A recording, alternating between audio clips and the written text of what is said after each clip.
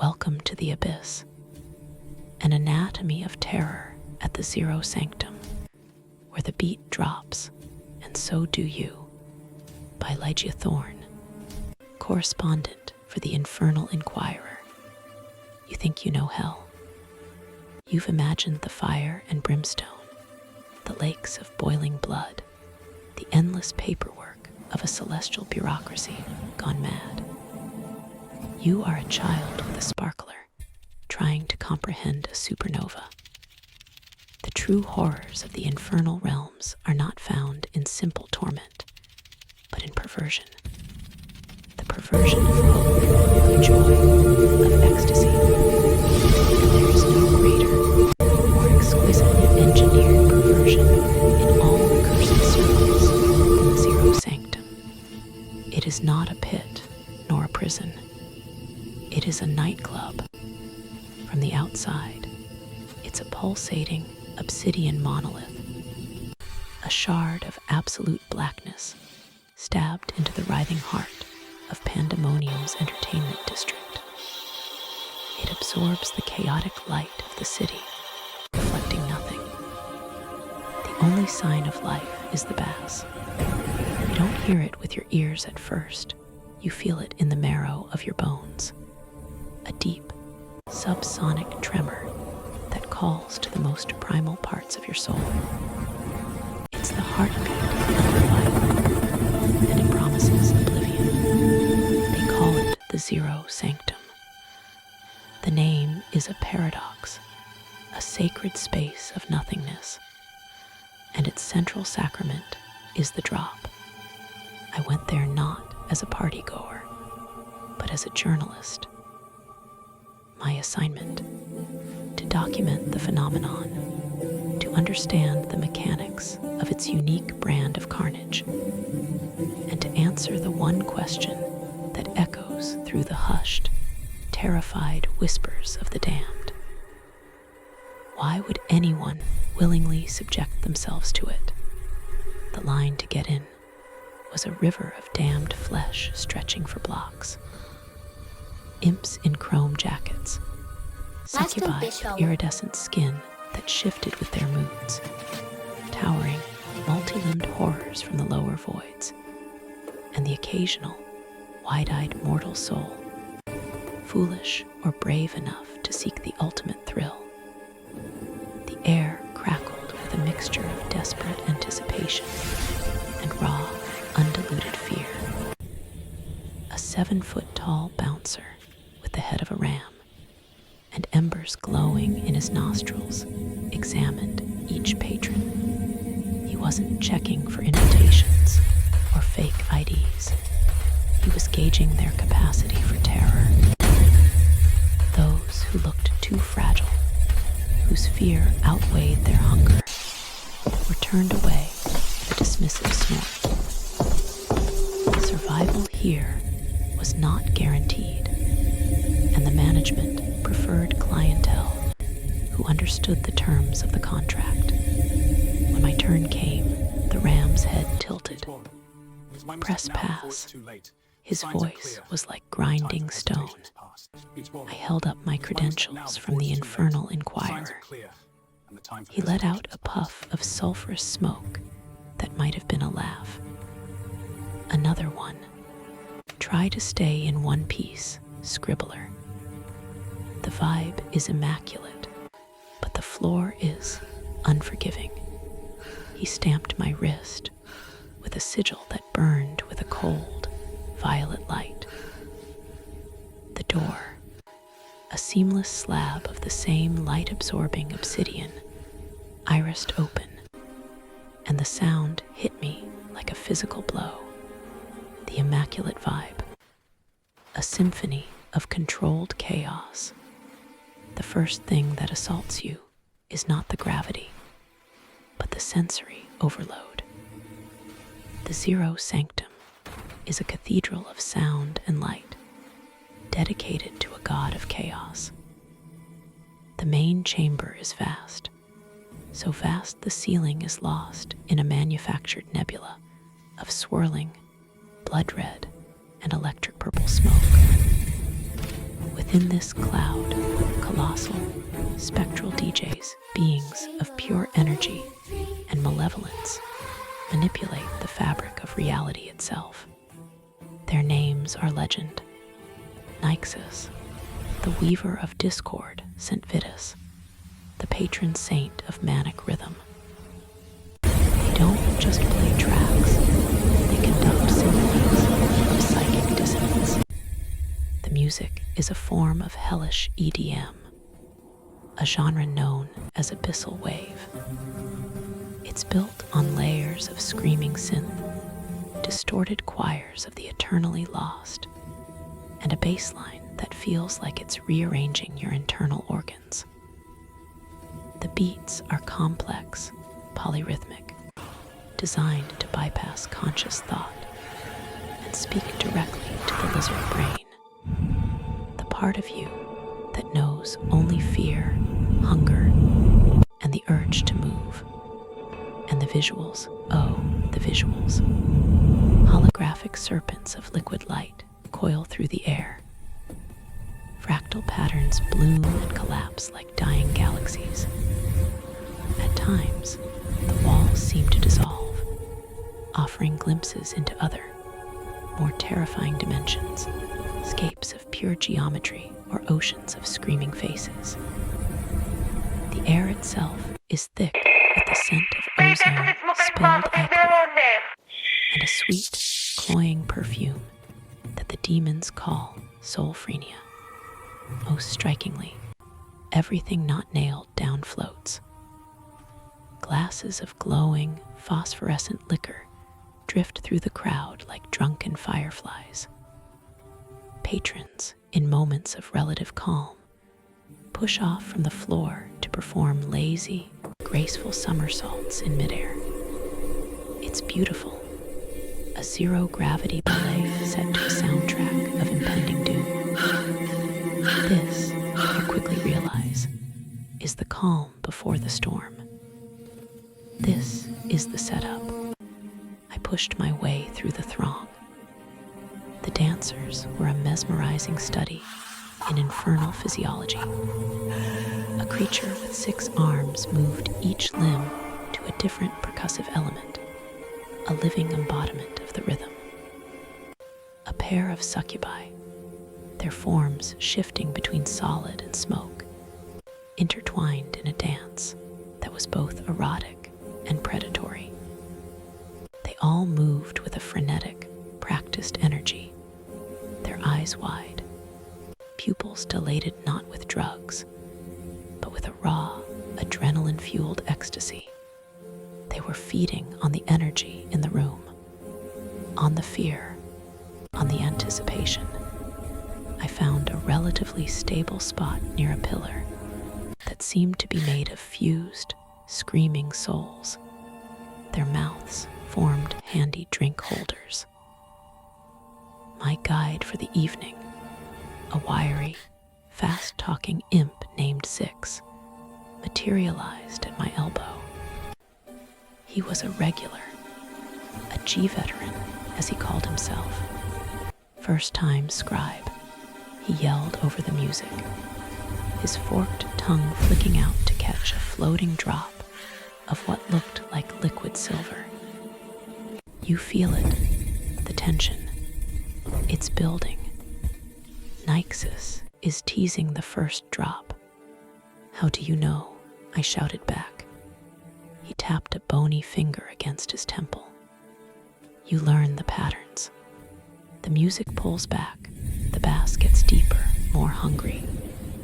It's the sonic equivalent of a deep breath before a plunge. Look at the floaters. He pointed to a cluster of demons who had been lazily drifting near the ceiling. They were now actively swimming downwards, grabbing onto structural beams and each other, securing positions. The carefree ballet was over. The preparation for carnage had begun. The first drop, the theology of the fall, the music shifted. The complex layers of melody began to strip away, leaving only a deep, resonant hum and a single, relentless hi-hat. Tusk, tusk, tusk, tusk. The crowd responded with a unified roar. Thousands of demonic voices raised not in terror, but in exultation. They knew what was coming. They craved it. To our journey The and the floating bonds we drinks forged, throughout the club may our suddenly path be lit by shuddered, fire and friendship. then began to fall To our upwards, journey and the bonds we smashing forged, against may the our now path be distant lit by ceiling fire and in a friendship. shower of glass and glowing liquid. The sense of down was becoming ambiguous. My stomach lurched. The sigil on my wrist flared. Hold anchor in the rising tide of disorientation. Here it comes, Zix screamed, his claws digging into the pillar. Remember, don't fight it, flow with it. Nyxus, the spectral DJ, raised his incorporeal hands. The hi-hat ceased. For one terrifying, perfect second, there was absolute silence. A vacuum of sound so profound it felt like the universe had stopped breathing. In that silence, you could hear the collective intake of 1,000 breaths, the pounding of 1,000 hearts, a frantic, mortal rhythm in this temple of the immortal. Then, the drop. It wasn't just a musical event. It was a physical law being rewritten. A concussive wave of sound, a bass note so low and powerful, it was less a note and more a fundamental force, exploded from the speakers. And with it, the gravity field of the Zero Sanctum reversed. The sensation is impossible to adequately describe. It's not like being pulled upwards. It's as if the entire universe has suddenly, violently, redefined which way is down. The floor is yanked out from under you and becomes the ceiling, and the ceiling rushes down to meet you, now the new floor. The force was immense, irresistible. I was slammed upwards, my notes flying from my hands, my body a ragdoll in the grip of a god. The journey to the ceiling, now the floor, was a blur of screaming faces and flailing limbs. The impact was brutal. The air was driven from my lungs in a single, painful gasp. All around me, the sound of bodies hitting solid obsidian was a sickening symphony of cracks and thuds, a percussive element to the music that had just recommenced with vengeful fury. I lay there, stunned, trying to reorient myself. I was on the ceiling. The pillar I had been standing next to was now a stalactite above a new, terrifying abyss where the floor used to be. Looking down was to look into a 100-foot drop to the former ceiling. Now, a hard, unforgiving surface littered with the wreckage of the first volley, shattered glass, and the broken bodies of those who hadn't secured a good position. This was the horror. This was the core of the Zero Sanctum, the casual, rhythmic annihilation of bodily autonomy. The club was a giant, infernal pain-shaker, and we were all just chips of pigment. You alive, scribe? Zix's voice was gratingly cheerful. He had landed neatly on his feet, his prehensile tail having wrapped around a light fixture, cushioning his impact. I groaned, pushing myself up. My body felt like one massive bruise. Why would anyone enjoy this? He gestured around us. The music was pounding again, a triumphant, aggressive anthem. And the demons, the beautiful, terrible demons, were already getting to their feet. They were bruised, bleeding ichor from fresh wounds, some with limbs bent at unnatural angles. And they were laughing. They were dancing. A demon with a compound fracture in his leg was using his own splintered bone as a cane, thumping it in time with the beat, a manic grin splitting his face. "Because it's real," Six exclaimed.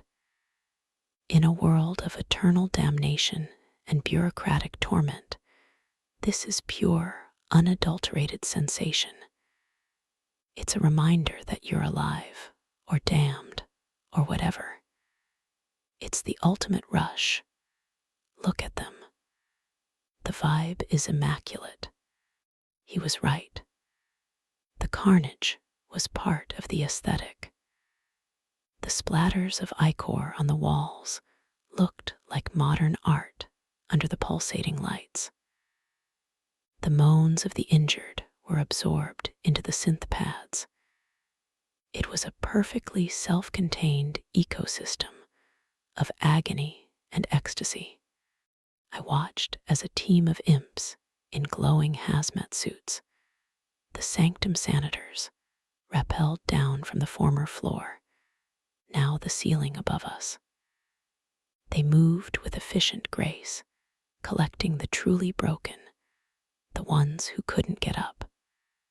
They weren't medics, they were janitors, clearing the dance floor for the next cycle. They tossed the mangled forms into large nets, their fate unknown. Some whispered they were recycled into the bar's specialty drinks. Others said they were simply ejected into the waste chasms of Pandemonium. No one seemed to care.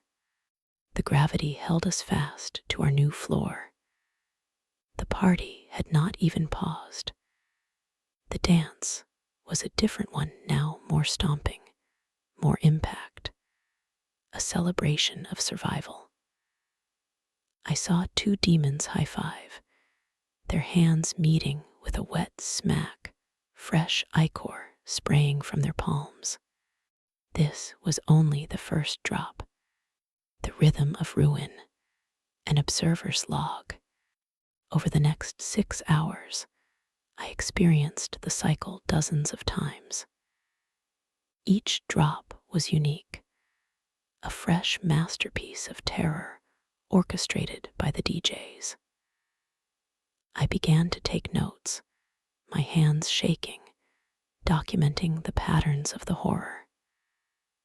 I present here a fragmented log of my observations. Drop 3, a slower build-up, a deceptive, almost soulful melody. The reversal was less a slam and more a swift, inexorable pull. The result was fewer immediate impacts, but a longer, more suspenseful fall for those caught in the middle of the chamber.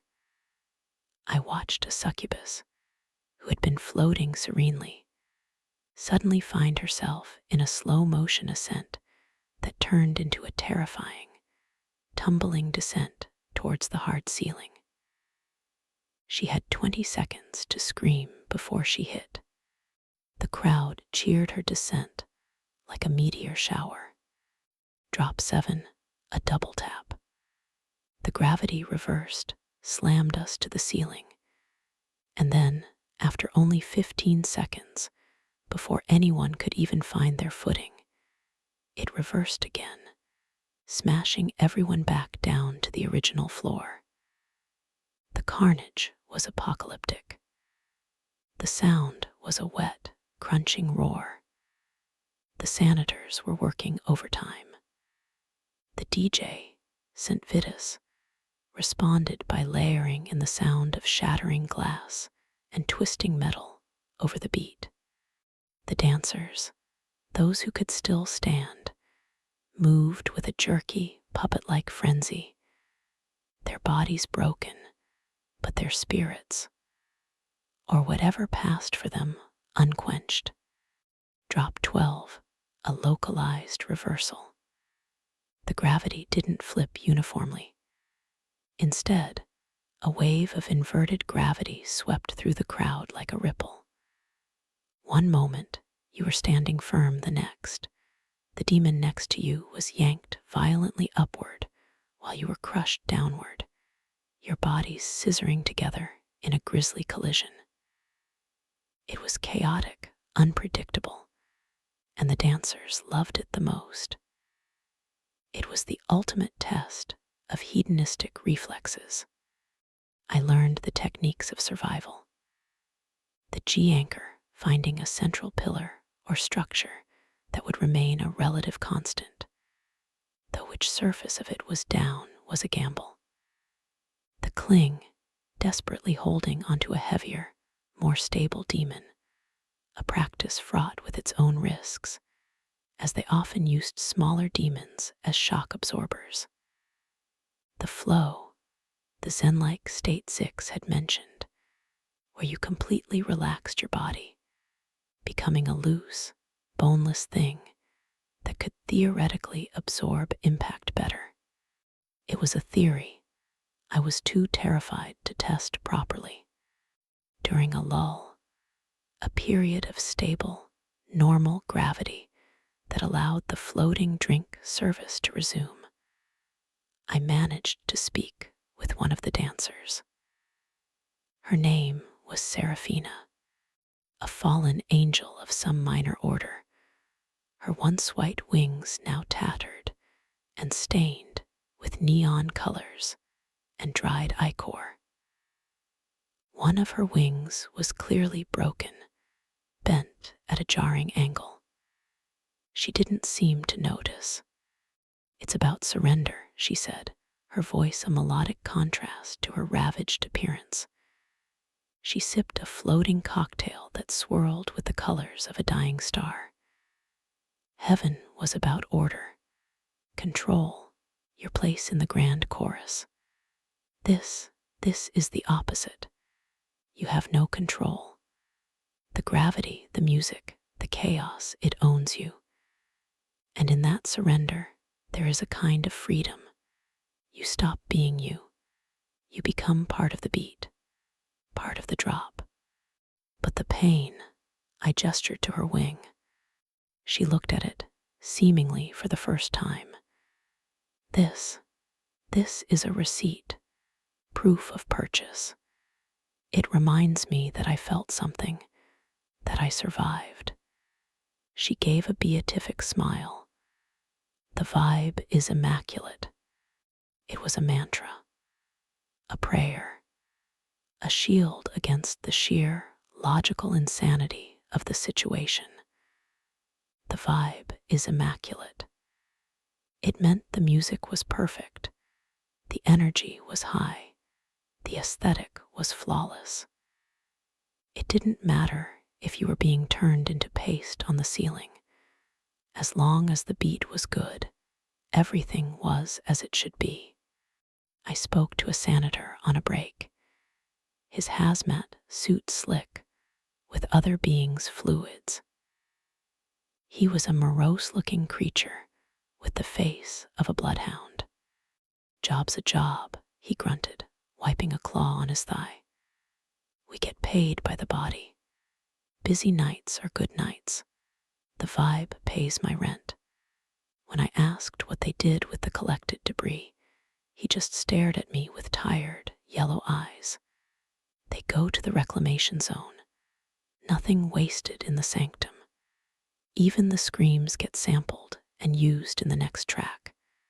He pointed a thumb towards the bar. "See the Void Touch liqueur in the black bottle. Very popular. Very earthy." My stomach churned. The perversion was total.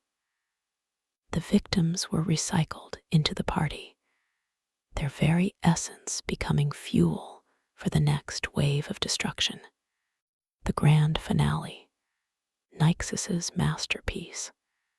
As the infernal night reached its peak, the energy in the sanctum became a tangible, crackling force. The air was so thick with spent adrenaline and psychic resonance, you could almost chew it. Nyxus, the headliner, was preparing for his finale. Zix was practically vibrating with excitement, his injuries forgotten. This is it, scribe, the cascade. You're about to witness a legend. The music built to a fever pitch. It was no longer a collection of sounds, but a single, overwhelming entity, a wall of noise that pressed in from all sides. The gravity began to behave erratically. It would flicker, causing everyone to lurch and stumble. It would weaken, sending us floating for a few seconds before reasserting itself with a jolt. It was like being in the heart of a seizure. Nyxus raised his hands. The music didn't just pull back this time, it shattered. The silence was broken not by a single drop, but by a stuttering, glitching series of micro-reversals. The cascade. For the next 3 minutes, the gravity field ceased to be a binary switch and became a spasming, uncontrollable force. It reversed not once, but dozens of times. Up, down, left, right, diagonal. There was no orientation, no stability. The club became a blender. I was thrown from surface to surface. I hit a wall, only for it to become the floor. Then I was dragged across it before being flung into the open air, where I hung for a moment before being slammed into the ceiling. I saw demons ricocheting around the room like pinballs, leaving smears of color and fluid on every surface. The sound was a hellish orchestra of pounding music, shattering infrastructure, and the wet, meaty sounds of bodies being pulverized. I saw Zix, a flash of green tumbling past me, his face a mask of pure, unadulterated joy.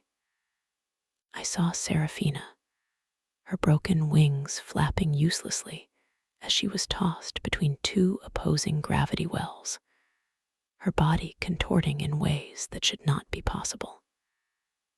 I saw a senator, still clutching his net, get caught in a localized vortex of reversed gravity, his body and his cargo spinning into a fine, pink mist. It was the most terrifying and awe-inspiring thing I have ever witnessed. It was chaos given form, destruction as art, agony as ecstasy. It was the absolute, perfect realization of the Zero Sanctum's concept. And then, as suddenly as it began, it stopped. The music faded to a low, ambient drone. The gravity stabilized, settling on the original down. We were all on the main floor again, or what was left of it. The silence was broken only by the dripping of fluids and the low moans of the survivors. I lay in a heap, every inch of my body screaming in protest. I was covered in bruises, cuts, and the viscera of strangers. I was fairly sure I had a cracked rib, but I was alive. I looked around. The dance floor was a charnel house. Perhaps a third of the patrons were still moving, and they were cheering. A weak, ragged, but triumphant sound. They were helping each other up, laughing, comparing injuries. The vibe, against all reason, all logic, all sanity, was indeed immaculate. Zix limped over to me. One of his horns snapped off. He was bleeding from a gash on his forehead, but his grin was wider than ever. "Now you get it," he said, his voice hoarse. you understand. The morning after, the echo of the drop, I stumbled out of the Zero Sanctum as the artificial dawn of Pandemonium began to bleed a sickly green light into the sky. The silence outside was deafening. My body felt alien, a heavy, pained thing that had been thoroughly misused. The sigil on my wrist had faded to a dull gray. I looked back at the obsidian monolith. It was inert now, silent. It gave no indication of the slaughterhouse within. To the outside world, it was just another closed nightclub. But I knew. I had seen the truth. The horror of the Zero Sanctum is not the violence itself. That is a mere symptom. The true horror is the perversion of community, of joy, of the very concept of a good time. It is a place where pain is currency, mutilation is a fashion statement, and annihilation is the punchline to a joke. Everyone is in on. It is a machine that takes the damned and reminds them, in the most visceral way possible, that they are indeed damned. And they thank it for the reminder. They celebrate it. They call it a vibe. As I walked away, my body aching with every step, I felt a strange, unsettling emotion beneath the pain and the trauma. It wasn't understanding, and it certainly wasn't a desire to return, but it was a grim acknowledgement. In a universe of infinite horrors, the Zero Sanctum had carved out its own unique niche. It had made falling fun, and the most terrifying part. Somewhere, deep in the bruised and battered core of my being, a tiny, traitorous part of me could still feel the echo of the bass. And it missed the drop,